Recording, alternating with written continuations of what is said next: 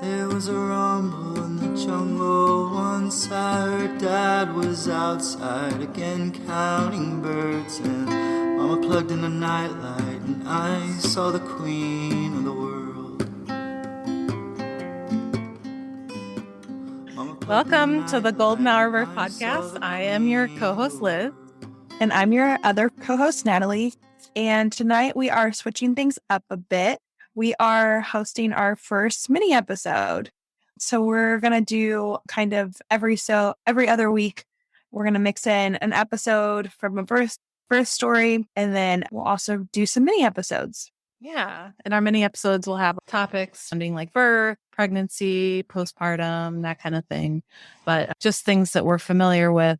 You know, we're not experts, we're not nurses or anything like that. So we'll just be kind of talking about what we know about these topics. Yeah. And definitely bringing up our own kind of like stories and experiences behind them. Not trying to like bring anything into it, just kind of maybe helping support a mom or a friend of a mom who is like having a newborn and like the anxiety is really high, which is kind of what we're going to go into tonight. Yeah. We kind of both had our own experience from postpartum anxiety. Yeah. So that's tonight's topic. And for those of you that don't know, Natalie is pregnant and she's going to be having her baby soon. So we wanted to record some episodes to be able to get her through maternity leave and not have to, take a break from you guys either. Yeah, we love all of our listeners, so we don't want to completely go off the grid. So we're happy to stick around and have a quick 30-minute chat, and maybe you're walking the dog or something like that. Yeah. That's what I used to do. My postpartum, not postpartum, my birth story podcast when I would go on my morning walk. Yes, I need to restart those as I gear up for another birth. Whew. Well, the weather's changing soon, so yeah, it won't be 1,000,000 degrees anymore. Exactly. This weather. No, anybody who lives in St. Louis gets it. God, it's been awful. But by the time this airs, it'll probably be nice, or it'll be like snowing already. So yeah, who knows? A mix. So Liz, if you want to kick it off, obviously you're very open about your postpartum anxiety, like from your Instagram, and like just appreciate what you share so much. So maybe you can go into your experience with it. Sure. Yeah. Like so many other moms, I had no idea what postpartum anxiety was. I, had always heard about postpartum depression and baby blues. Those were the two things that were most talked about, especially in like the parenting, or not parenting, but the pregnancy classes, birthing classes, and then just like on like what to expect app and stuff like that. So I hadn't really heard about it until I was diagnosed, I guess, with it. But yeah, when I had Arthur, we had so many issues postpartum. I had the hemorrhaging and then the retained placenta. And then we had to go back and forth to the hospital a couple times for me to get checked. I had to get like a transvaginal ultrasound, like 3 or 4 days postpartum, to make sure that there wasn't more retained placenta. And then we were taking Arthur in, every other day to get weighted feeds because of the breastfeeding issues. And so all of that, just like those first couple weeks were just like insane. They were just like, we never had a chance to just like sit, enjoy our time together. And, because of all that, I was just like worried a lot, but I wasn't sad about it. I was just like on the go. It wasn't like, I don't know. Yeah, there wasn't like sadness. So when I would go into the pediatrician's office and they have you do those, tests where you do the, I forget what it's called. There's like a test. Like postpartum scoring or whatever. And I never scored poorly on it, but I just didn't feel right. I didn't feel happy, but Yeah. I was like really private about it because as society, you just like everything's put on the mother and we're just like supposed to have it all together. And so I was just like pretending that I had it all together. But inside, I would just like spend hours on Facebook groups and Google. And like, I was like ordering all this, gear for breastfeeding or for Arthur and like, just going down these rabbit holes of like research and trying to find the best solution to these problems that I had that weren't like, they were problems, but they were like, oh, I need to get more milk than I got yesterday because I'm still supplementing and I want to give him like full breast milk all day instead of having to give formula and this and that. It was just like, yeah, it was just a lot. And it was pressure I was putting on myself, but also society and just like, being a mother and feeling like I had to do everything by myself. And not to say that Jason wasn't a huge help. He was like up in the middle of the night with me, we definitely were like trading off. And I'm sure he could tell that there was something wrong with me, but it wasn't really until I went back to work and I was pumping and I was just like feeling a sense of calm while I was at work. I dropped off Arthur at daycare and I was there and I was like, why don't I feel like this at home? Why don't I feel like this with my baby? Like I want to be calm and happy and like my old self. And so I started going to therapy and they were like, yeah, you have postpartum anxiety, which I hadn't ever heard of, so I kept passing all those tests. And so then when I started being open about it, a lot of people were like, oh, I felt that too. And it was just like really eye opening that so many moms feel like this too. And it's just like not talked about. And when I looked it up today, it was like 10 to 20% of birthing people have experienced postpartum anxiety, which is a huge number. Like, Yeah. 1 in 5 people, like up to 1 in 5 people have experienced it. And like, what other like postpartum depression, postpartum anxiety, all these like mood disorders that we get from this big like life event. It's just so odd to me that like there's this life event that we're going through that has such a high chance of like a mood disorder. Yeah, that's like, really true. Like it's not like, oh, you're gonna have a wedding. Like, well, be careful because you might experience like depression after, which I mean, I have heard that like Yeah. people felt bad after like planning a big party and then, but Yeah. and then I was reading, I know, like, so like about postpartum depression and how there just like aren't that many studies on like why postpartum depression is linked to pregnancy.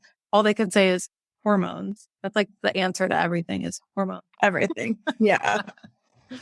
But yeah, Yep. when I did have Vivian, and I started feeling similar things, but I didn't let like the society pressures or like my own guilt get in the way of things. And so I started medication.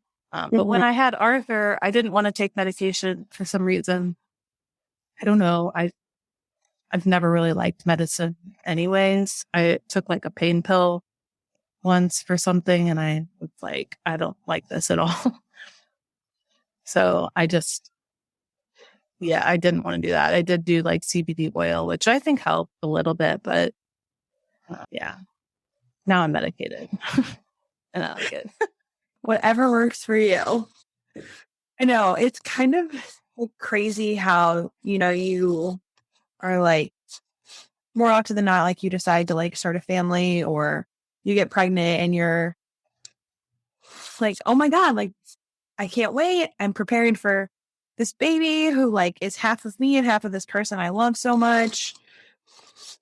I just can't wait. And then you're like preparing for like this huge blessing. And then all of a sudden you're like, but here's a dose of feeling crappy for the first trimester, feeling a glow in the second trimester, feeling physical pain whole third trimester, have a birth, probably going to be traumatic in some sort of manner, and then have a baby and don't sleep and don't feel like yourself.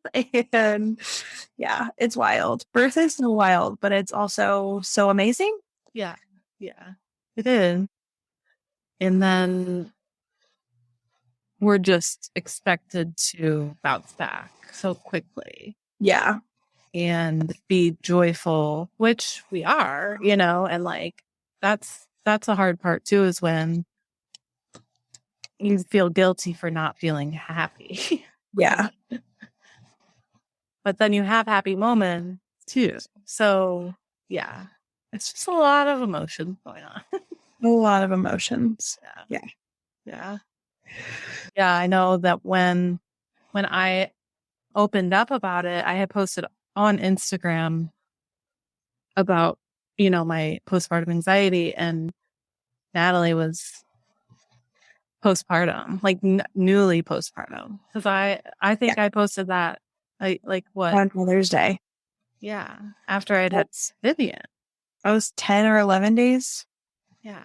postpartum. And so like, I know our experiences are so different, but like, I think I will always give credit to you because like you just helped me realize that my anxiety was very high. I have never really been an anxious person. Like, yeah, I had like test anxiety in high school and college, but it was just nothing like I was feeling postpartum. And I remember like, preparing myself. I felt really good going into motherhood and postpartum. I had like a really positive birth overall and didn't have like any complications. And so postpartum, I was like feeling ready for it. I wasn't like scared or anything. And I felt like I had a lot of experience with babies. Like I knew what I was going to do. But then a newborn and like taking care of it around the clock is a whole different story than having the experience I had with babies. So I just remember like the first day home, I only stayed in the hospital for one night and then I came home and my like family came over and I just immediately started crying and I'm like, okay, that's probably to be expected because, they kind of said that the hormones are going to take like 4-ish days to balance out. But it was like over nothing. Like no one was even talking to me. No one was asking me a question. It just happened. And then the next night, the same thing. And I'm like, okay, that's weird. I don't know. I guess I just wasn't expecting it like I should have. Mm-hmm. Or I don't know. I don't know. I didn't prepare for like those big feelings of coming out of nowhere. And then I just remember, yeah, like trying to like prepare so much. Like we were breastfeeding, but I didn't want to like introduce a bottle too soon. But I knew that a bottle was going to be helpful for both of us because that way, like Sam could get up and feed with them and I could, get my sleep. And like, so going back and forth between that, my doula was really helpful for me on breastfeeding. And she was like telling me like not to pump, but I'm like, I'm so engorged. Like, I don't think I cannot pump. Like I have to, it hurts so bad. Just like little things kept coming up. And then I remember, one of my friends sent me her Mom's on Call book, which is like how to get the baby sleeping through the night. And I think I was like so gung-ho on that, like following every little thing to make sure that we could get him to sleeping, like on his own through the night as soon as possible. And it's like, man, I was putting some high expectations on a child who was new to this world, had like no, sense of anything. All they knew was the comfort of my body. Like, what? But I was trying to like do it for Sam and myself, knowing that we needed sleep. And then it just like, I'd get excited to go places or like have people over. And then it would get closer and closer. And then I'd just be like, oh my God, like get out of my house. I don't want you here anymore. it's almost 7:00. Here we fucking go. I was like preparing myself for war. And then Nights are rough. they're so rough. And I'm like, oh my God, how am I going to do this again? But we're going to do it. I mean, it was easier the second time because you know what to expect, I guess. Yeah. Yeah. And you can prepare a little bit better too. Yeah. Yeah. And then like being like my extroverted self, which has slowly dialed back a lot over the past year being a mom. But like I just like always felt very comfortable like within my family and Sam's family. And we had like back-to-back days of events with our families. And I was just like, this is so much. Like, I can't talk to you. I can't focus. I have to focus on this baby. And that's just like when I knew something did like not feel right. Like I could like feel myself shaking, my heart beating fast, trying to like hold back tears. Yeah, it was a lot. And so like your Mother's Day post was like exactly what I was feeling. I was also like Googling so much because Wes was such a grunty baby. And I'm like, is this normal? Like, is he allergic to dairy? Am I going to have to cut out dairy? Oh my God.